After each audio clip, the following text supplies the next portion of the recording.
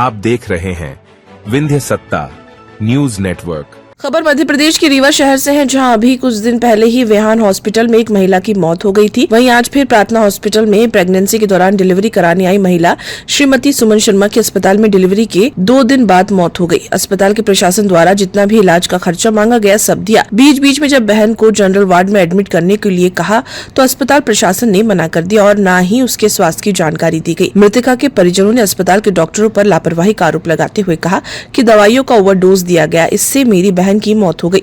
सूचना पर समान थाना पुलिस मौके पर पहुंचे और परिजनों को समझाइश दी, मामला शांत करवाने की कोशिश की।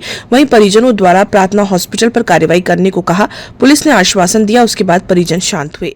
घटना हुई, मैं 29 तारीख को अपनी सिस्टर को यहाँ लेके आया, एडमिट किया। उनको मतलब प्रसव कराना था डिलीवरी के लिए, तो सीधी से लेके आया। मैं सुना था कि यहाँ वो संजय गांधी की कोई डॉक्टर हैं, वो ठीक ठाक ट्रीटमेंट करती हैं। उनसे पहले भी मिले थे तो बोले थे कि हमारे यहाँ आप लाइएगा, मेरे यहाँ अच्छी दवा होगी, तो आप प्राइवेट उसमें हम अच्छे से कर देंगे। तो उसी आशा विश्वास के साथ हम यहाँ आए हुए थे।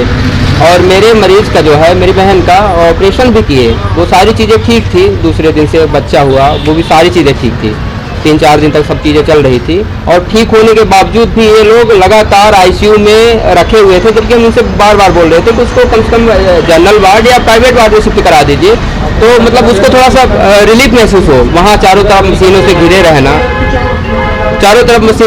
रहना, उसकी वजह से उसको और दिक्कत होती थी। और एक चीज़ और था कि अपने हिसाब से फुल डोज देते थे उसी दवाइयों को। एक दिन में कोई मरीज को 20-20, 30-30 हज़ार की इंजेक्शन मतलब दवाएँ लग सकती है, क्या बताइए। और वो मतलब इतनी सारी दवाइयों का डोज इसको देते थे, पता नहीं ये दवाइयाँ ले जाते हैं, आधा रख लेते हैं या फिर आधा यूज करते हैं, जो भी जैसे भी हो।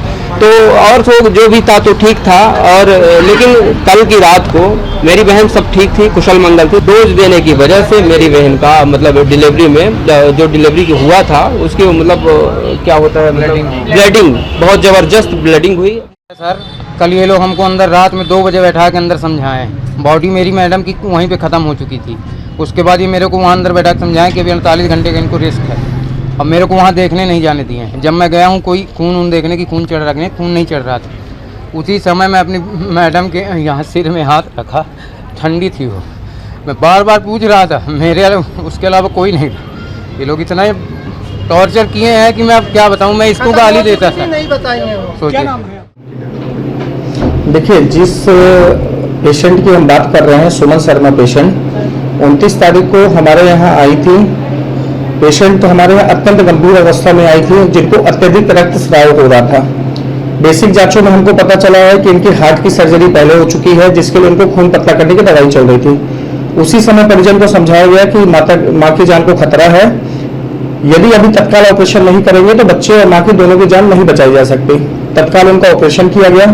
ऑपरेशन के समय भी समझाइश दी गई परिजनों को कि मरीज की स्थिति अत्यंत गंभीर है।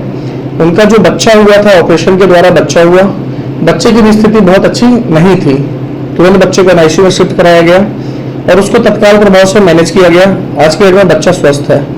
उसके बाद मरीज की स्थिति गंभीर बनी हुई थी, आईसीयू में 3-4 दिन तक भर्ती रखा था। चूंकि उनको हार्ट की बीमारी की वजह से खून पतला करने की जो दवाई चल रही थी उसको बंद नहीं किया जा सकता था। उसको बंद करने से मरीज की जान को तत्काल खतरा था। लेकिन कल रात को अचानक उनका रक्त का स्राव हुआ।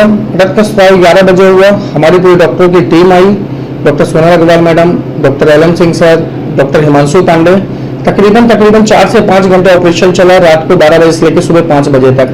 ऑपरेशन के दौरान हमने देखा कि अत्यधिक रक्त का स्राव हो चुका है एवं मरीज के बचने की संभावना कम थी। अत्यधिक रक्तस्राव की वजह से मरीज की मृत्यु हुई। हमने अपना पूरा 100% एफर्ट लगाया। मरीज के इलाज में कोई लापरवाही नहीं की गई है। खुद अस्पताल ने सारी मरीज की खून की दवाइयों की व्यवस्था की है। हमारे पूरे प्रयास के बाद भी मरीज चूंकि बहुत गंभीर थी, इस वजह से उनकी जान नहीं बचाई जा सकी।